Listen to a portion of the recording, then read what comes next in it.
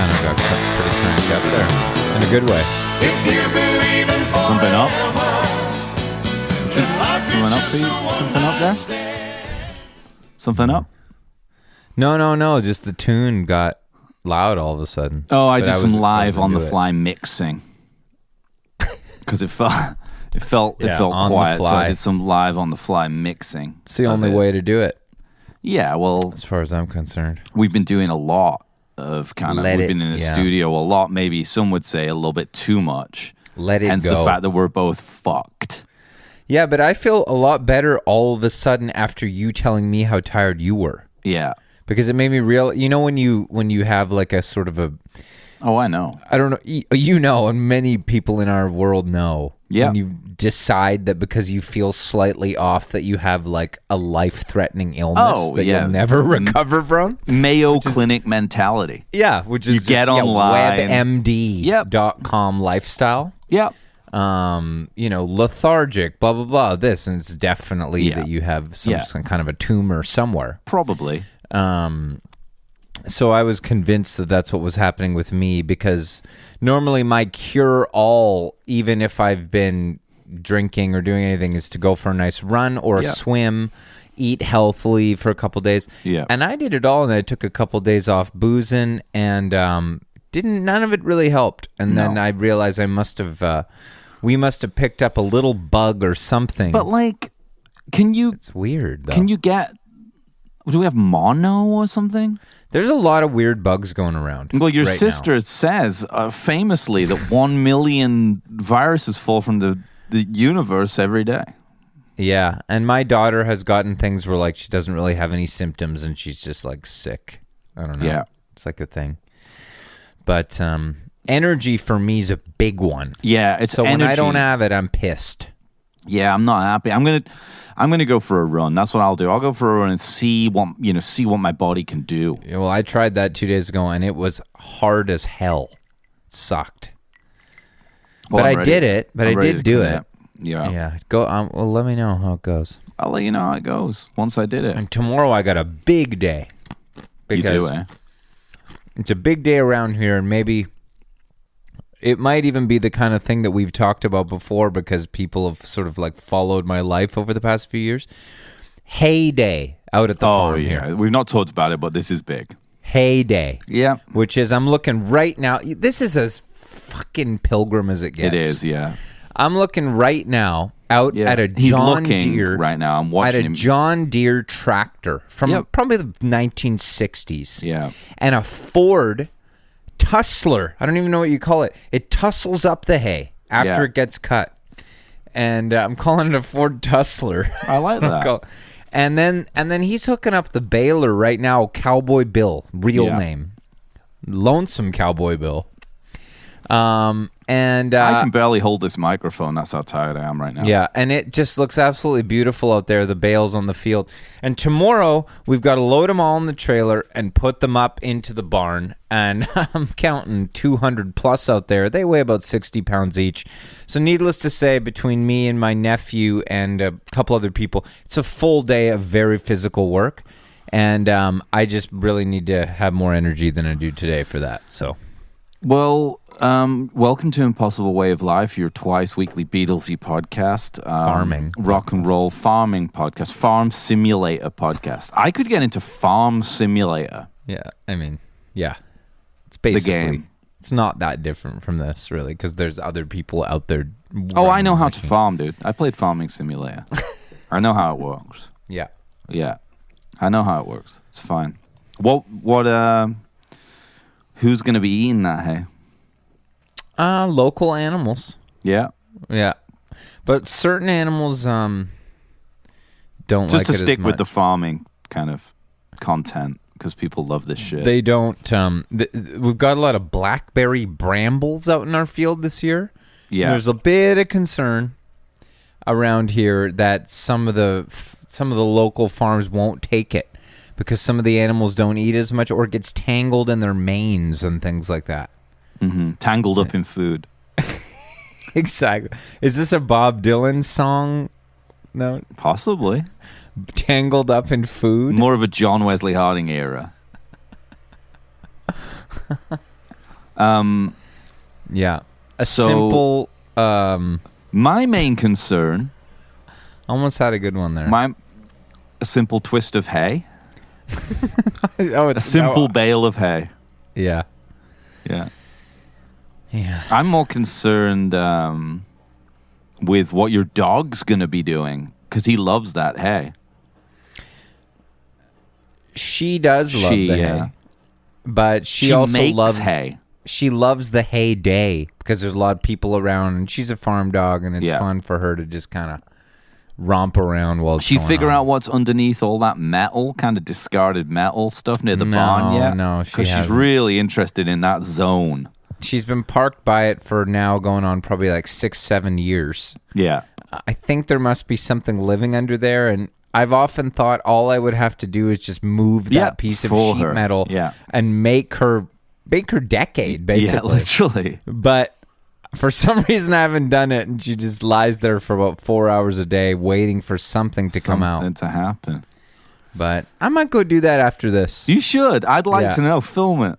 Because she's been really curious for a long time. Yeah, I might go do that. It's her birthday's coming up, so. Well, maybe that's a birthday gift for her. Mm-hmm. We should probably start by saying rest in peace, rest in power to Ozzy Osbourne. He's just passed away. The Prince of Darkness. The Prince of Darkness himself. But also one of the lightest, sweetest guys around. Certainly seems that way. I think... based on his TV show that was on when I was a kid. He seems like a sweet man. I don't know. Well, business acumen wife, too. Yeah. Who seemed to kind of like pull him back, kind of love him out of the darkness a little bit. And, you know, at the cost of maybe making him seem a bit daft, but... I think that he, like, the darkness, obviously, like, he did a lot of drugs and partied and stuff like that, and I guess he, like, bit the heads off of, like, a bat. All that or a sort chicken of or stuff. something? And a couple of doves, but...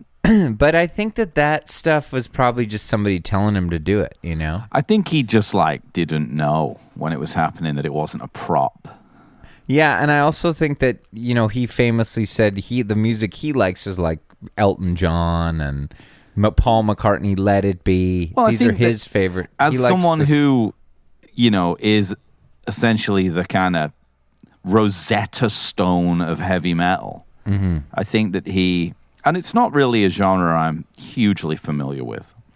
I think he always, as far as I'm aware, just thought he was making rock and roll. I mean, he was. You know, but just you add those kind of tritone riffs in there and a bit of doom and lyrics. You know, you're getting some, certainly like as a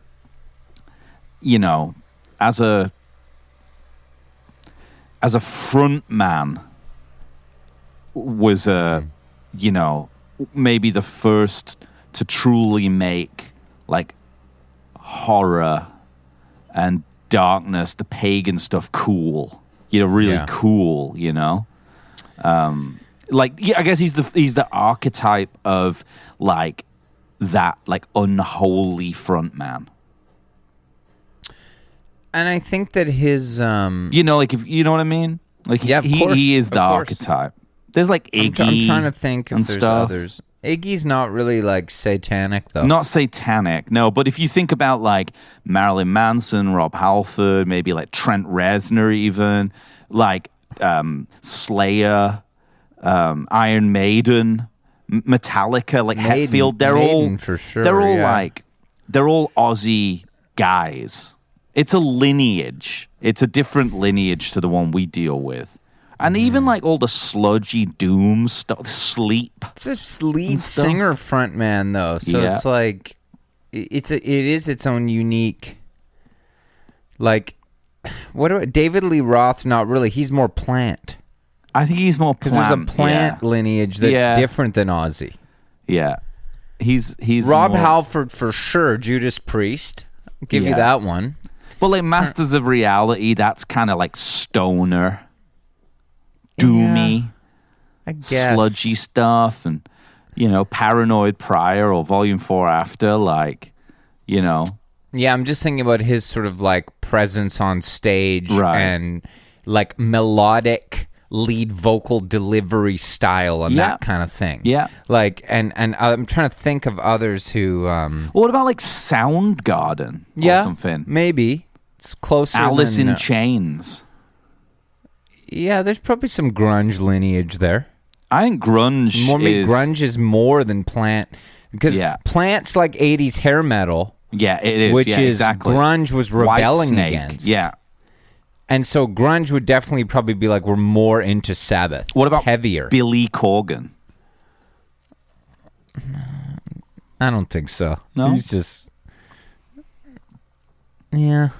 What about The Cure? Yeah, the makeup, the kind of goth mentality. Goth, maybe. Sabbath had something to do with goth. Maybe. I think so. Yeah. They must have, right? I would think so. There's an element of it. And the lead singer... what about Corey Taylor from Slipknot? Or is that just pure demented? I mean, every single metal band on the planet Earth owes a debt of gratitude to Black Sabbath. Yeah. There's no one who's listening to this right now that wouldn't agree with that statement. Whether it's a direct lead singer lineage that goes straight to them, I don't know. But Black Sabbath, I don't think anyone can deny that they were the as you say, prototype, the Pangea, the Rosetta Stone of heavy like, I mean, Zeppelin too, but like metal is like Sabbath and Zeppelin, and then what they about, kind of like, go in different Thin directions. Lizzy? Yeah, came after those. Yeah, but like, is that 60s. Sabbath? Is that Sabbath, Thin Lizzy, or Zepp, or is it just in there? They're both the like, riffs. That's more the riffs, though, isn't it? And Thin Lizzy's a lot groovier.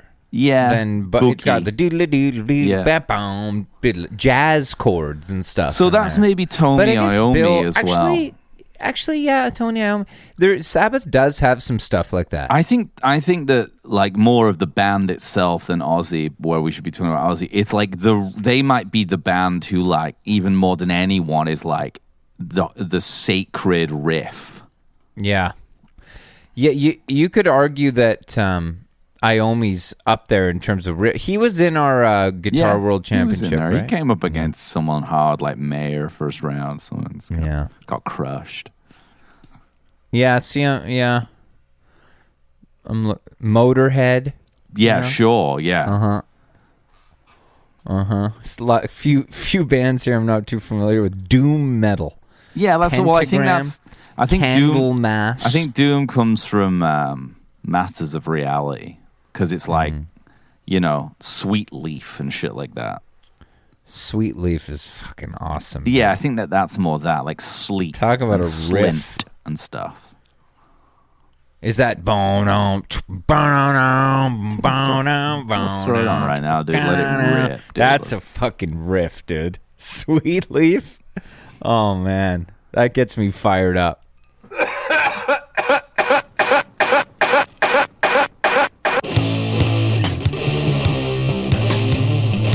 Yeah, dude. All right now. So good. Won't you listen? I always love how simple they were. I know. It's just like really heavy shit, all crunched together. Yeah. And then Ozzy way up on top, just doing this like soaring, really great melody. Great melody. That's like, and he wrote all the melodies, right? Not the lyrics. Right.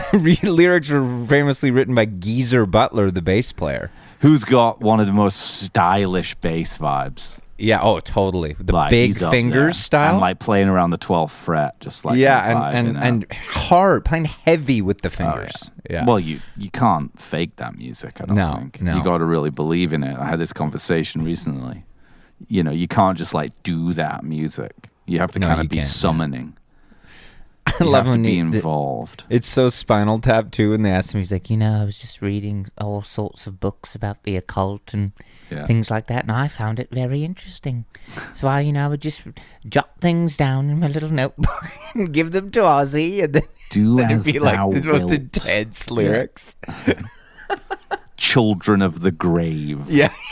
So they're just nice, seemingly like really gentle English fellows, those guys. It cracks me up. Yeah. Industrial music. Uh-huh. You know? Bill Birmingham. Ward. Power. Yeah. Power drummer. It's good stuff. You know, I saw them. I'm going back here probably about 12 years. This is a funny story.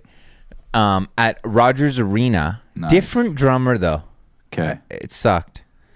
The drummer wasn't as good. He was a little too, you know how they are. Keyed up. You know how it is when We know how it is. You know, like Paul McCartney's guys flipping the sticks. They and doing somehow the whole, managed to convince these people that we need that. Yeah, it's for like some what reason. we like about them is that they don't do all that. Yeah, Stuff. which is why it's so cool to see our boy Joey with Oasis, because Totally. he's just not. He's not doing it. What, James? What did we love about drummers like Bill Ward, John Bonham? Nick Mason. Well, no, not Nick Mason for what I'm about to say. Okay, because he's kind of busy, I guess. Power. Restraint in terms of drum number. Number of drums. Number of drums. Number of drums is a big one. It's a big one. I remember Bill Ward. I could be wrong. Maybe two rack toms. Maybe. But like I think just one. Definitely Bonham only had one, right? Yeah. Rack tom. Well, Bonham's even more interesting because he doesn't even have any like close mics on his kit. He's like way back there. Yeah. I'm looking here at some pictures of Bill Ward here. I could be wrong. Okay, he's got two rack toms in this one. This one he's got quite a few. This is the 80s. Yeah, he's got two kick drums. Okay, here's one from the early 70s. Got one. Anyway. Well, you start seeing bass players using 3 fingers to make this kind of music at some point. Tony only had about 2 fingers to play guitar with anyway. Yeah, Ringo, he definitely he had 2 sometimes. But now you go see these guys, and they're doing Sabbath or doing Zeppelin, and they've got like 8 drums, you know? And it's, to me, it ruins the aesthetic. It's a bad look. The aesthetic is huge. It's a bad look for me when there's too many drums, if that's not the vibe of the band. You know when it's kind of a cool look is if it's like Emerson, Lake and Palmer or something, like and there's only 3 of you. And I guess, because that's part of the thing. You don't take up much real estate on the stage, so you need to fill it up with like multiple keyboards. Yeah. You have like 6 keyboards, and the drummer's got a whole thing. That's part of the look. But if you're Sabbath, I want an amp, a bass, a stack. Yeah, a stack of Marshalls. A drum set, simple drum set, and Ozzy up front fucking doing his thing, you know? Eating a dove. Yeah. So I went to that. The drummer wasn't great because he was doing too much and stuff. The fills weren't right and stuff. Yeah. And then... a lot of flams, I imagine. A lot of flams, a lot of extra rolling and stuff like that when you just wanted like a power fill. Yeah. Just so instead of like a dubba dubba dubba, it'd be like a bump dubba, and you're like, okay, just relax. No one's here to see you, buddy. No. So we left and walked out of Rogers Arena. And you told us on the pod before. It's good though. Oh yeah, and it's good. Okay. There was this white party going on. Nuit Blanche. Yeah. What are those, by the way? There's just like a waste of your time. It's like it's people who don't have an identity. It's like proto-internet stuff where it's like they all get together and dress in white to like eat good food or something. Just and like go to like white, go to like arty, like, you know, cult kind of crawl events, and it's like you've got to understand it to get it or something. And they're all the it's string the opposite lights of Sabbath. They're all in khakis and like you know, sweaters tied around their neck and things. Yeah, it looks like a Lumineers concert. It's really posh, the whole thing, and very white in color and tone. Yeah, well, the whole set, you have all to wear the white. tables. That's the whole set. Yeah, you have to wear white in all the tables. And this thing was on the shore. There was about 5,000 people at this thing. And they let the Black Sabbath concert out, and we're all walking past it. And in black, everyone's wearing black, right? And To be fair, I probably was wearing white for some Yeah, you were in stupid white. reason. You were at the wrong event. Yeah. But anyway, so, and everybody goes super silent on both sides. It was this one thing you'd only see once in your life. Yeah. And it was dead silence and nobody knew what to do. And all of a sudden, one of the Black Sabbath fans was just like, fuck you.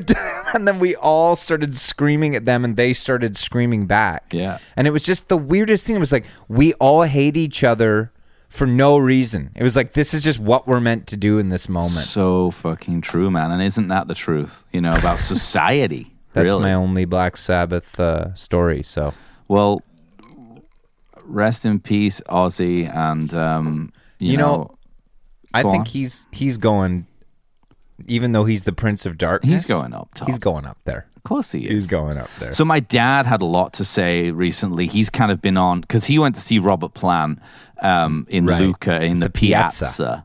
Yeah. Which that looked like a really good show.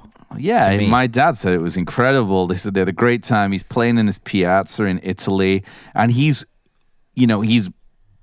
figured out a way he's grown into his voice.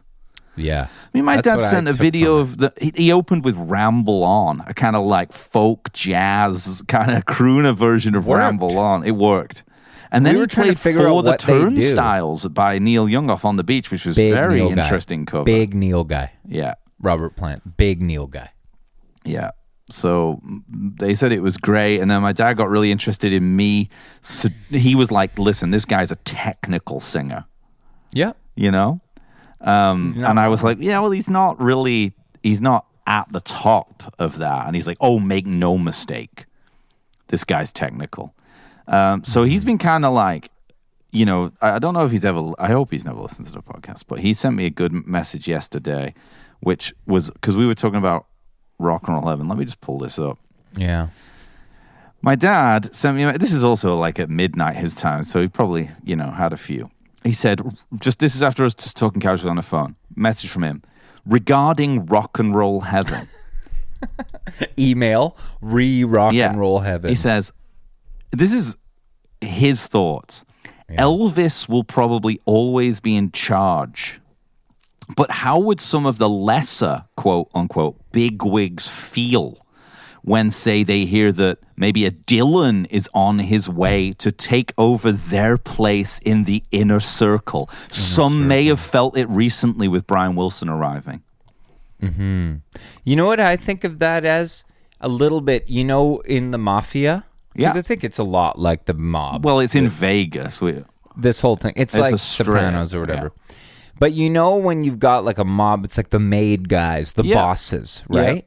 Yeah, I do. And then all of a sudden, I've a seen guy Goodfellas. gets out of jail Yeah. who's been away, but he was a boss. Like Johnny yeah. Sack or whatever. Yeah. And then all of a sudden, it's like, oh, Johnny Sack's back. He's taking back his old territory. Yeah.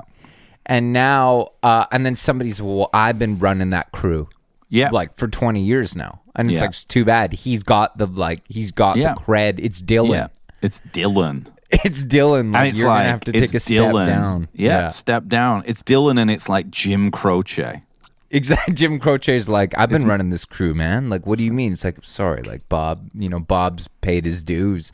He's been out on the never-ending tour, like, doing it, Uh-huh. The only thing I'm not sure about is whether Elvis is running things. That's very interesting to me. Because Elvis, he went down in what, 77? Yeah.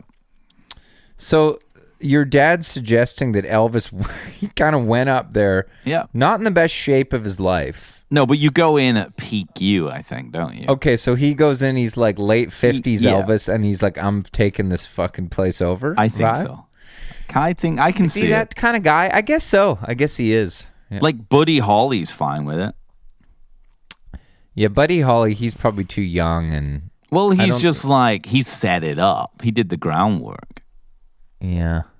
But I think Elvis is probably... point. Like Sinatra. Sinatra, unfortunately for him, didn't die till... But as your dad says, he's coming in and he's going straight up as like Elvis's number 2. Exactly. Yeah. That's what I'm saying. Sinatra would be. Yeah. And he's just, it is full mafia. Like, he just walks in, sits next to Elvis. And Elvis, those are the kind of guys Eats his Elvis veal would parmesan. want. Yeah. He'd want, like, Dino, He's gonna need these them. guys. Yeah. And Elvis would be like, I could trust you guys. Yeah. Vegas energy.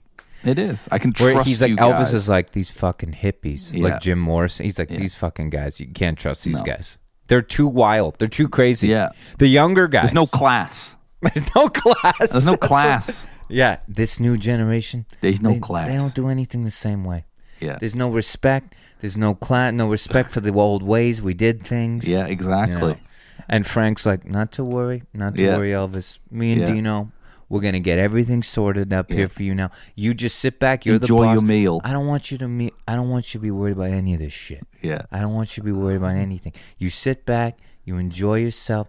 Let me and Dino we'll do a little bit of cleanup around here. 100%. And then they just take fucking like, Kurt Cobain over and just beat the shit out of him in the corner. Possibly. I'm like, you fucking watch yourself. I don't think You hear Kurt's me? bothering him. I think he's just kind of doesn't chill. wanna. I don't think he's in a whole different part. I think like, it's I some don't- of these hippies you got to worry about. I feel like Jim might. Drugs. Yeah, drugs. It's Jim might be drugs. like, throwing his weight around a bit. Yeah, it's drugs. Who else? Hendrix? Nah, I don't think he really cares. No, I think Hendrix just wants to play. Yeah, then He that'd just be all wants right. to play. Yeah. Elvis is like, I'm trying. Hey, I want to try you out. Yeah. I want to try you out tomorrow night. Yeah. 100%. Come on stage, make it all right. Exactly. And one thing I do know about these guys up in rock and roll heaven, when they get up in the morning, especially these guys like Sinatra, these Italians like Sinatra and Elvis in this story, this kind of mafia mentality, when they get up in the morning and the first thing they do is have what would presumably be the best espresso you can possibly get not on earth, in heaven. They're going straight for the no smoke. Yeah. That's what they're drinking. No smoke coffee, which is On a earth website. as it is in heaven. On That's the earth way I as have it shall be in heaven. Yeah. NoSmokeCoffee.com is my favorite website. It's a website that you can order no smoke coffee from. It's my uncomplicated. It's my homepage. A lot of people are changing their homepage to ChatGPT these days. I've changed mine to no smoke because the website itself kind of gives me that kick. Yeah, it does. That I need. And in fact, it's weird because I've been so tired to the point that I feel like I have some kind of flesh-eating disease. Yeah. And just looking, I just opened the website here right now. I'm feeling good. Yeah, I know. I just woke up a little drank bit. one. I feel better. I've had 4 today. They're not doing nothing, but in heaven they do. No Never smoke tired in coffee. heaven. What does it mean, Johnny? Do you want to know what it means at I its do. core? At its core, yeah. It means no gimmicks, no grand claims, such as it's the coffee drank by Sinatra in heaven. Yeah. Just good coffee. We claim that. No, they don't. Yeah, they don't claim nothing. They just make the coffee. We're the ones claiming that. So in a world inundated with coffees boasting that they are the coffee that Sinatra and Elvis drink when they're planning a hit first thing in the morning in rock and roll heaven, these guys have opted for a different approach to that. They've wrestled with these cliches and their urge not to fit in with the mafia crowd. When you go down to Sicily, you can go to certain restaurants that will say, we're not ran. We're not involved. We don't do the protection money kind of stuff. Yeah. It's kind of like that with NoSmokeCoffee.com. .myshopify.com. Actually, that's what it populates as on my homepage. So if you want to drink the same coffee that we do, and more importantly, Ozzy Osbourne will be drinking first thing tomorrow morning, presumably, with his Dove. Go over to the website and buy some and use promo code IWOL15 to get 15% off your order. Free shipping for orders over $60 or more to Canada, the USA, or presumably heaven itself. So it's a simple setup they have. It's a mom and pop shop style operation. It's Ted. He's making the beans himself by hand in the way that they used to in Turkey or ancient Turkey. It's kind of like grapes in the bathing in them, his feet and stuff. So they're not trying to chase trends. They're not trying to pretend they're something they're not. They're just making coffee, and I love it. So go over to nosmokecoffee.com. It's great coffee. It helps them. It helps us. Go try a bag. Yeah. So try a bag. That kind of bag. So what happens in rock and roll heaven when when Sinatra puts out a hit on like a Jim Morrison? Like, I'm just trying to think like where a Jim would go. You mean hiding? Yeah. No, like what happens like if somebody's out of line? Okay. You know, and then what, like, you know, do they maybe they have to like leave? They go back to purgatory for a bit or something. Oh, to chill out. Yeah.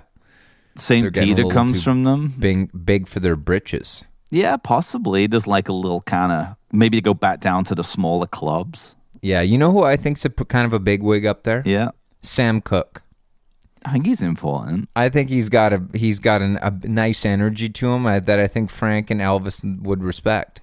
You know? Well, technical singer. Yeah. Went down early, which is like a respect thing. Yeah, certainly. It's kind of like, yeah, it is. If you go down in your prime, yeah, it's kind of like this guy, and you have that legacy. Yeah. It's kind of like this guy didn't even live a whole life. No, he didn't. And he's still considered one of the fucking greats. Yeah, absolutely.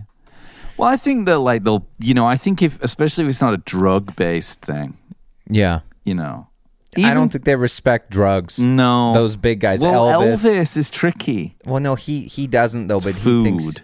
Well, no, he took drugs all day long, but he thought they were good for him because his doctor was prescribing them. Yeah, but not a Landy style thing. But even like a John Lennon might be kind of like these. He might be kind of more in the hippie side of things. Well, John's complicated, you know, and I want to get to that because he's got the notoriety. Yeah, they respect him because of his notoriety. He's in the Beatles. He's paid his dues. Yeah, dues are very important up there. Yeah. You know, I don't like the hair. I don't like the hair. Elvis. Yeah. I don't like the drugs. I don't like the whole thing. We gotta fucking respect what this guy did. Yeah, he did. I don't want him in my crew, Frank. Yeah. Hey, I'm just saying, this guy knows what he's doing. Yeah. We might want to consider bringing him in. Yeah, I think that's probably exactly what it is. Can we just do this for another half an hour? Well, you can do it if you want, because I want to, while I talk about watching, because after doing the last episode on Pussycats, my Amazon Prime, shout out Bezos, really wanted me to watch The Lost Weekend, a love story, which follows John Lennon and Yoko Ono's personal assistant that we know and love as May Peng. Mm-hmm. As she recounts her 18-month or so relationship with John, that was, of course, orchestrated by Yoko herself. Mm-hmm. I don't know, Johnny. You know, I know you know a lot about this era, and I want to talk about it a little bit because this documentary was very funny. But I want to give you a sense of kind of like the artistic steps they took to portray this story. Musically, I found it very interesting. The way that they kind of presumably had problems getting the rights to some of the John material, maybe because they spent 2 hours dragging Yoko Ono harder than I've ever seen anyone be dragged before. So they had to kind of make their own music. Presumably, they used a lot of Mickey Dolenz solo tracks. Well, you would think in that moment they got some stuff. Some Harry stuff was on there, but it was all that's easy to get. Well, but it was pretty funny because they were talking about Pussycats and then just played like "Gotta Get Up." Right. You know, it was pretty poorly done. But I hope you can listen to this. This is just the trailer, and to me, it screams Lost Weekend musically. I'll just play you a bit here. Okay. I was 23, and my first boyfriend was John Lennon. Lost Weekend that everybody keeps talking about, it wasn't so lost. People saw more of John than they had in the previous years. Jammed with Mick Jagger, with Ringo, Harry Nilsson, Elton John, David Bowie. That's a few things. Right? She did not realize it was going to turn into such a big love affair. She thought it would be 2 weeks, gone, goodbye. She told me, "There's something here taking John back." And I said, "What?" Richard, I think it's time.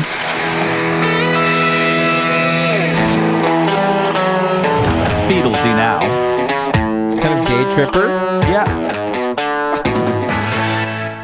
So yeah, more of a Van Halen kind of. But that end, then they were trying to do like a kind of a day tripper. Yeah, they put it in at the end. Was that a documentary? It's a 1.5 hour long documentary. It sounded like a feature. Yeah, feature film. They don't. It's. I mean, so this is new. Is this? It came out a couple of years ago. Yeah, dude, I remember. I remember this because when we were trying to get May on the show, I was saying she should come on and talk about it. Well, she certainly talks about it in this documentary. It's pretty startling. One thing that I thought was interesting about it is, in the last, I don't know, say like 10 years, there's been like these, positive advancements in the way in which we talk about music and the people, especially in such a male-dominated genre, the way we talk about like the kind of the women within music, whether they're the wives or the girlfriends or whatnot. And if there's one person who's been, viewed as a pariah more in the history of rock and roll music, it's like in terms of like a destructive female force, it's Yoko. Yep. And she's never really been, until the last sort of 10 years, I would say, like taken, unless you were within the sort of avant-garde art world or something, taken very seriously, other than just being like the person who broke the Beatles up, destroyed the Beatles, and not likable, very misunderstood. And obviously she was a very, very erudite avant-garde artist in her own right, had a career long before she'd met John. She's very much an independent force and made great music too. I found it astonishing that this documentary was able to be made, because they just drag her hard. Any photos they use of her, she looks like a witch. Like there's nothing redemptive about her in it. Like the whole thing from May Peng's perspective is so salacious, which is pretty incredible. It's pretty weird. The whole thing was pretty weird, and I don't know. I wanted to talk to you about how you feel about the whole story, because The Lost Weekend we talked about on the last podcast. But since I've watched the movie now, I have a. I kind of feel like I want to kind of get to the meat of the bone a little bit, because obviously, like, the narrative is that Yoko and John's marriage was under strain emotionally, creatively, and Yoko was deep into her, like, avant-garde projects, and John was kind of drifting through the peace stuff, Yeah, and I think he was becoming interested in other women too. Like, yeah, he a was little bit more obviously. Yeah, in front of her and stuff. Yeah, and so I think she saw an opportunity to kind of try to set him up, appease him. Yes, while still maintaining control. Yeah. The thing that was funny about this documentary actually is that like never at any point did they say anything negative about John and his relationship to all of this stuff. Is very funny. Julian Lennon's in the documentary a lot because he's really close with May. Because that's the only time really in his life that he had a relationship with his dad at all. They spent a lot of time. Him and Cynthia would come visit and stuff. Yeah. I don't know. I mean, it's such a weird one, because I guess on the one hand, if someone's in love with a person, right? Yeah. As May Peng clearly was with John. Well, and she says that John was with her, yeah. According to her, but this is to my point. Obviously, you have to take their recounting of the situation with a grain of salt when it ends in a way that is unfavorable to them, of right? Course. Like anyone who's gone through a breakup is going to paint the person who is responsible for that breakup in a negative light, particularly if it's another woman, right?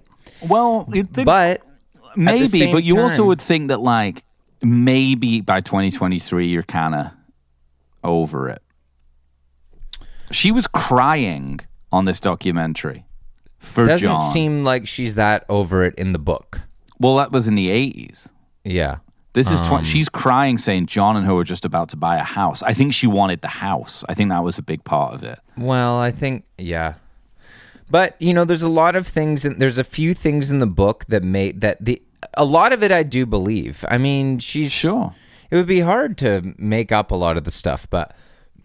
but I think we can talk freely because she's clearly not coming on the I don't think podcast. she's We've coming tried for years. But and she also, by the way, married Tony Visconti, so she did okay. There you go. She was married to him for like 20 years or something. Yeah.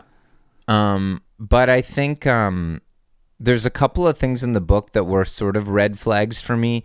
One being, she talks a lot about this group of songs that John was working on near the end when they broke up, and how great they were.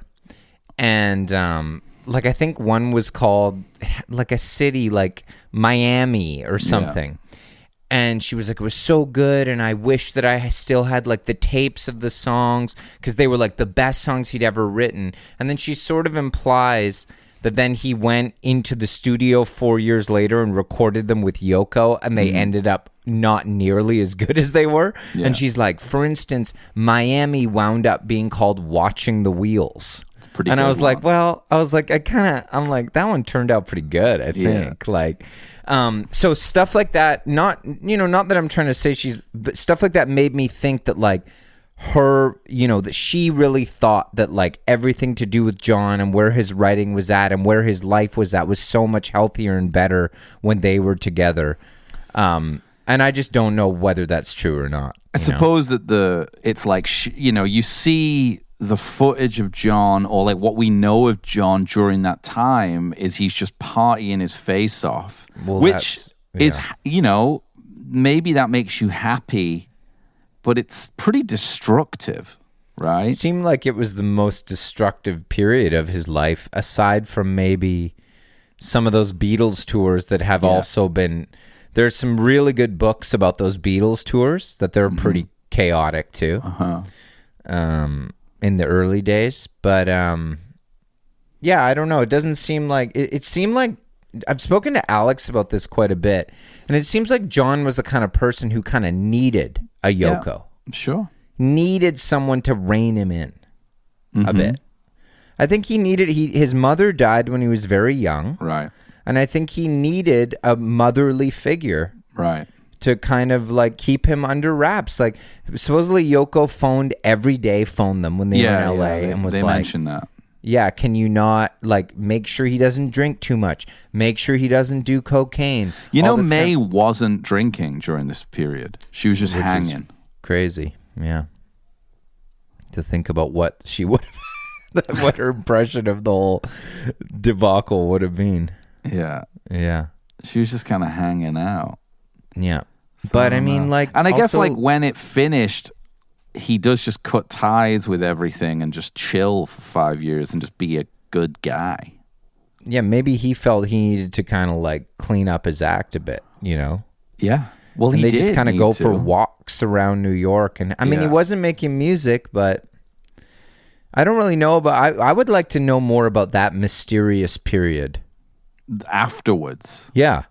I would like to know between Walls and Bridges and Double Fantasy what the hell was going on. Well, he was probably just like having a child, watching and trying TV to be and being a dad. Yeah.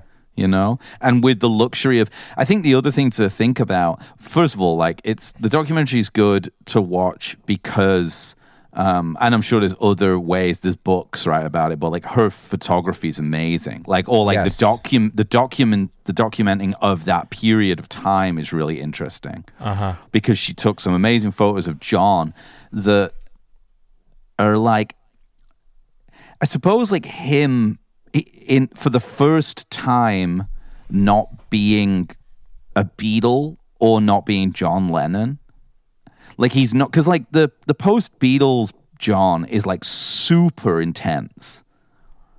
Like he's like angry. He's doing all his like, he's so famous that like war is over if you want it. All that art and stuff that, to be honest, if you watch the which you have, if you watch the interviews with him and stuff, he seems fucking angry and like really lost in that, unmoored. I always think in all of that stuff, it's like he seems very tense and tetchy, and it's like obviously he's being like, traced by Nixon and shit. Like, I mean, it's intense being John Lennon in New York in like 71.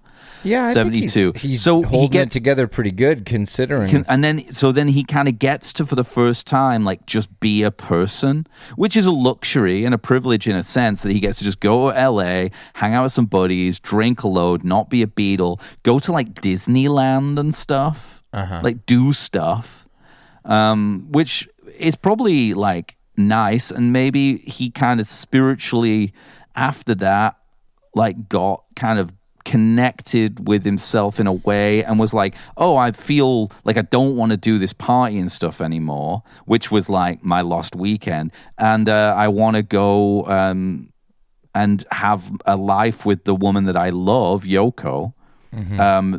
Now I've like, and maybe he's fortunate enough to be able to do that, and sort of start that life up again. I'm not sure, but that's certainly one way to view it. Some of the other docs way don't being connect. that he went over there to pick up his stuff and she hypnotized him. Well, I mean, that's May's version of it, is that he was hypnotized, yeah.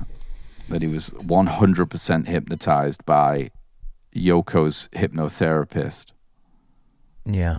And that's what she claims in the book, a bit. Yeah, I mean, I think it's just the book, right? That's all it is. I mean, it's just the book. So, but I don't know. I mean, I would love to talk to May Pang about it, but she's not going to come on. And maybe she shouldn't, because it was an abusive relationship, of course. And so I don't really know what's going on in her mind with someone who's one of the most famous men in the world, whom she works for.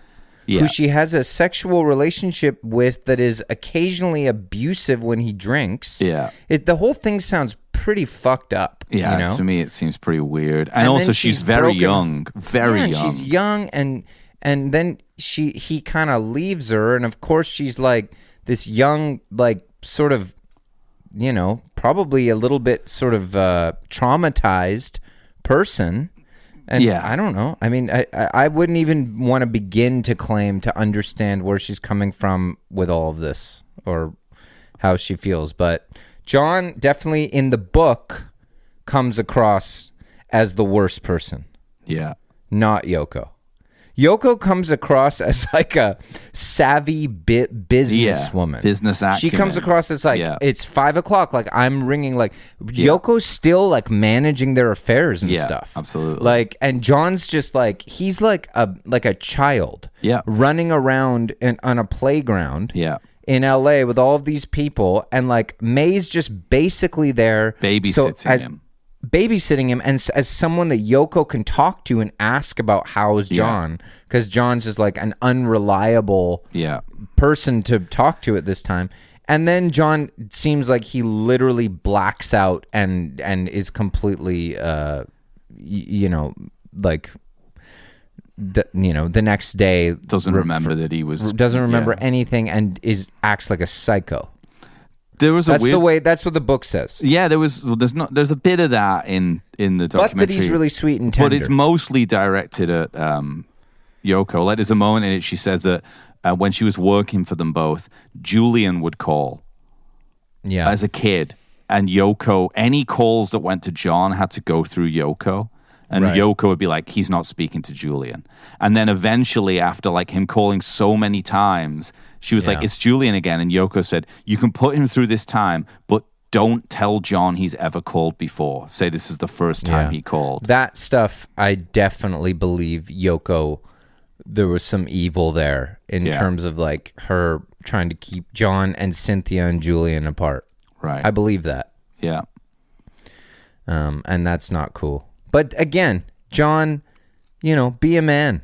Yeah. Like, talk to your son, reach out to your son, Like, I don't know. Like, everybody loves to put John Lennon in this place where it's like, oh, Yoko did this to him, May Pang did this to him, Nilsson made him do drugs like and this party. Passive it's like character. he's this precious guy that can't be accountable for his own actions because he had a bad childhood and he's our favorite guy. Yeah. But I'm sorry, like, the guy's got to be held accountable for some shit, you know? Yeah, I think so. If you're beating up your girlfriend and like up your girlfriend. ignoring your son, Yeah. I think we can all agree that that's no good, any of that, you know? If you're a normal person, Yeah. that's normally Even if you're a considered. rock star. Yeah, I think Like, you can I do can that get- stuff if you're a rock star. You know, maybe like, you know, being unfaithful to your wife, like drinking too much or getting involved with addiction issues, things like this that so many rock stars went through. It's like, I'm not saying that stuff's acceptable, but like there's definitely more of a, like in the 60s and 70s, there's more of a like, because we've talked about this, like so many of these guys, their wives must have had to turn a blind eye to like a lot of the stuff going on behind the scenes. Like, and who knows, maybe they had boyfriends on the side and things like that. You would Like, hope so. Yeah, you would hope so. But like, this is something that was sort of accepted to a point at this time. Yeah. But there are certain things about John Lennon specifically that, like that stuff, that it's like, to me, I don't care the era, who you are, it's like, you know, you take it too far. Yeah. Because like And Paul, you don't yeah. hear about that stuff really with the other it's guys. difficult as so- well with John because like you have to then frame that against his like activism and stuff. Yeah, but which even is like that- which just makes it very complicated. Yeah. You But know? even that, it's kind of like, you know, The Pepsi kind of. I don't think think that any amount of organizing a protest means that you can be a terrible father. No, of course it doesn't. That's not what I Yeah. mean. But then you have to put it. It's like the Catholic Church and sexual abuse. Sure. It's like you get this big dissonance there that Yeah, you have yeah, to yeah. like. You're like, what do we do? Was all of that John stuff just like artifice? Was he just young and naive and stupid? I mean, probably. Yeah, I mean, I think he had it's not that I don't have sympathy for people who had a really bad childhood and had a lot of childhood trauma. But, you know, yeah, it is complicated. But I think you- maybe like the give peace a chance stuff's even stupider than the alcohol abuse and things. Yeah, I don't know. I mean, at least he tried with that stuff. I mean, at least there are songs that, like Paul said something about give peace a chance that he, you know, because I'm sure Paul thought a lot of that was pretty stupid too. Yeah. But then Paul said something like, I forget what it was. It was a Vietnam protest or something Yeah. in like 72. And he said that they saw it on TV. And it was like in Washington. Yeah. And it was like 1 million people singing that. Yeah. Like all we're saying is give peace a chance. Mm-hmm. And it's kind of like, even if he was in bed and as you say, like they're changing the sheets while they're like eating room service. Yeah. You know, if it's a tune or a piece of music or something that can kind of unite a bunch of people, I guess there's like, you got to give that some credit. I can barely listen to Imagine without thinking of when they did it during COVID. When Gal Gadot kind of But did that's different than being like, you know, out in the street during the that's Well, like, you couldn't be out on the street. It was COVID. yeah, you know They what I might thought. have been out there doing it. You know, the one I think about a lot is What? that weird one where they're all on the beach singing "Let It Be." That one's really weird. The and Scandinavian it's like sometimes one. it's Paul's voice, Yeah. but it's like an and, actor. and sometimes it's George from Seinfeld. George from for some Simon reason. and Huey Lewis. Yeah, he's there. That's one of the weirdest ones. That's one of the weirdest ones. Maybe the weirdest one. It is the weirdest. Because that one, must I have think. cost a lot of money to get that one together. Well, same with the Imagine one. Well, that's What were just they Zoom. trying to raise money for, though? I think they for their Zoom? own careers. I think. For Zoom? I think they were just kind of promoting. You know, I think that if you get into like that level of film star where you're just like everyone said yes to you, and you have to be. You know, we're talking about the Gal Gadots and the like Shia LaBeouf types, like the people who have like no personal identity because they've like methoded or something. Yeah. I think that you just think that people need you to do something to like raise their hopes or something. I don't even know. Like how many people that must have gone through who could have said like, I don't know if this is a good vibe, you know? Like, it's like, no, people need us, you know? Yeah, I didn't like that they didn't pick a key. No key. I would have thought maybe they could just do it in the original key. Well, we of know C. from using Zoom that, you know, if you press original sound from musicians, you can jam. Yeah, exactly. You can just jam. They could have had a band in there. It's really weird to listen to when it's jumping from key to key. I can only imagine what Luke must have gone through trying to sit someone through with that kind of Collier level of pitch. Uh-huh. Well, should we rank Ozzy Osbourne then? Sort of an honorary Oh, you had a thing ranking. you wanted to talk about the Beatles. You told me to remind you. Oh, right. We can I end just with had. that. Yeah, sure. We can rank Ozzy another time, maybe with Luke or someone. Give him a day off, you know? Yeah. He's gonna get. Well, we should just. I would just say though, like certain categories, innovation high. He's with going to do Sabbath. really well if we rank him. We could rank him Legacy. real quick. Speed rank him, but do the Beatles Okay. thing. Okay, well, let's rank him first, and then the Beatles thing is short, so I'll do it at the end. Okay. Ozzy, right here with Harry. They'd probably have a good time up there. I think they could have a goofy time. I think they'd have yeah. a good time. Yeah, I think Harry'd get a kick out of him. probably. There's one story about Harry that it's in the Ken Burns. I believe it's in the Ken Burns Country documentary. That Harry and Roger Miller apparently had a wild night in Nashville. Yeah. At Roger's house. And if you know anything about Roger Miller and like his wit and energy and party reputation, that must have been one of the funniest ever party nights with Yeah. those two guys. So I'll just leave you with that. Ozzy, King of the hangability. road. King of the road. Yeah. Hangability. High. Ozzy? I mean, it's pretty. I think. He had a TV show and he's very likable on it. He's kind of destructive maybe back in the 70s.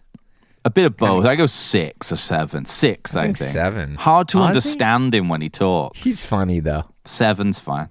7's fine. Technical ability. I mean, he's a good singer. He is. Yeah.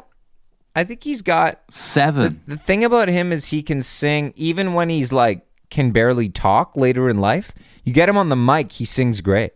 There's some weird stuff though too that he did later on in his life where he was can't really tuned do up anything. quite hard. I think it's Early like on, I think it's like 6 or 7. 6. Okay. It's not really a natural. I mean, it's all natural. 9.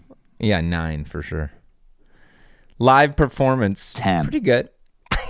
Dude, it's pretty good. He ate a fucking bat, dude. Yeah, it's good. Yeah, he does command a crowd very well. Ozfest? Okay, 10's good. There's like literally like a festival named after him. I was gonna say 9, but yeah, 9's 10's fine. good. You can do No, 9. 10's fine. He just died. Sex appeal. Back in the day, he's pretty hot. He was hot young, but he always had a bit of a weird look. And the I'd satanic say a stuff. 5 or 5, I think. No, He's 6, not I a think. sex symbol.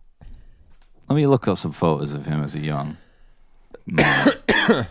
Sure, 5's fine. Fashion. I mean, it's pretty high. The like- hair's good. He's got the round glasses. You know what? He does look good when he's young, actually. I know. He's Yeah. a pretty sexy guy. Let's go 6. 6 there. Fashion. Fashion, okay. Early fashion, really cool because he's doing his whole, when he's doing the satanic stuff early and he's got like the Spinal Tap look. Yeah. But then it gets really bad in the 80s when he gets famous and he's more Dave Lee Roth level, like kind of, Oh, yeah. you know, that- Blizzard of Oz. yeah, that's not a good look. The vest, kind of puffy vest thing. Yeah, when he's like pretending to be scary. But they look good on like you say, Master of Reality All cover that and stuff, it's cool, but later on it gets quite bad. I'd say 7. Sure. Could have been an 8, but He looks 7's pretty fine. cool.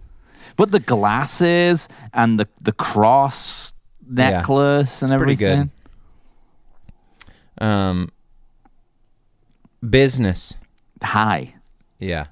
Sharon helped a lot with I that. think that, but Sharon helped a lot with it being his manager and wife, but like, you know, he made the decision to marry her. Yeah. It's would got to be like assume. 9.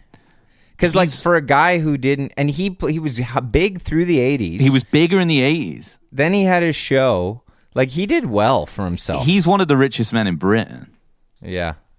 I'm Like, going to say 9 or 10. Yeah. Considering he can barely speak or hold a conversation when he was alive, like because he had like Parkinson's and stuff, you know? Yeah. Innovation. Yes, massive. Yeah. 10. Sabbath is 10. Yeah. Yeah, it's got to be 10. Endurance. Same. He tried. He did a fucking in terms reality. of playing, yeah. Playing, not so much. No, but the fact that he had the 80s is big, like 7 or 8. And he had Eight. he was on a reality show. Yeah, that's hard work. That's hard work. He's one of the first, also for innovation. Proto, yeah. He's one of the first reality TV He stars. is. He really is. Yeah. Legacy. 10? 10. Yeah. It's Ozzy Osbourne. 10. 10, yeah. Okay, what do we got here? Good 13, score, man. 22, 32, and 6, 38, 45, 54, 64, 74. Oh, sorry, 72 and 10, 82. Good for him. score. Could have been higher, honestly. Yeah, good score. So the Beatles thing right before we go and then let people think about it was, I thought of something. This is one of my Johnny Beatlesy thoughts. You went Beatlesy. Because I saw a photo, James. Yeah. I saw a photo of George Martin pointing to Paul playing a guitar. Yeah. And I thought to myself, you know how the Beatles have all those amazing chords? Yeah. And the Beatles, more than any other band, you'll be learning their song and you're like, how the fuck did they learn that chord? Yeah. Like, you know, I've played it like once in my life and there's so many cool chords. Yeah, there is. And other bands, they don't have those They don't chords. have the Beatles' chords, no. And I realized what Jimmy Webb was saying is true. That if you know that George Martin, Yeah. he was the secret to all this, I think. Yeah. Because when I've worked with people like my friend Adrian, who's like a musical genius, and we were like working on something, and he'd be like, oh, cool that you're playing that E like that, but try doing this like this. And I'd be like, whoa, that's sick. I bet you George Martin that every time they brought a song in, Right. George Martin would be like, oh, that's really cool, but like instead of just doing the norm, like the G natural, you should try and do. And that was my thought, that I think that especially to all the early stuff, is kind of the secret that he was producing, and he was an arranger, Arrangement, right? yeah. So I think he's juicing up the chords. Doping. George Martin. They have a fifth member. Well, you also got to think, those chords, where are they in Wings and John Lennon stuff? Exactly. Gone. They're kind of gone, especially in John's stuff. They're gone. And there's loads of them in John's early songs. There is. Yeah. So He's without- certainly none of that on, you know, I told you before. No, he kind there's of just not. goes back to blues. Which is sick. I mean, he's got some of the cool chords, but not. George Martin was clearly in charge of the music. I'll at tell you those something early else. Sessions. Yeah. Where are they on Let It Be? Yeah, exactly. Exactly. Because Spector doesn't know those chords. He does. It's jazz. It's jazz Classical. level. It's jazz level. Yeah. Spector's rock. So that was my takeaway, is I'm back into like George Martin being the secret weapon. Secret sauce. Jimmy Webb got me thinking about that. He said, he called me out. Jimmy Webb said, anybody who says, this is what he said, anyone who doesn't think that George Martin had a huge impact on what a great band the Beatles were, doesn't have a fucking clue what they're talking about. That's what he said. Yeah. And I think he's right. Well, there you go. So I'm going to go for a run now and see if this wakes me up. All right, let me know how it goes. Okay, Bye. peace, everyone. Have a great rest of your day.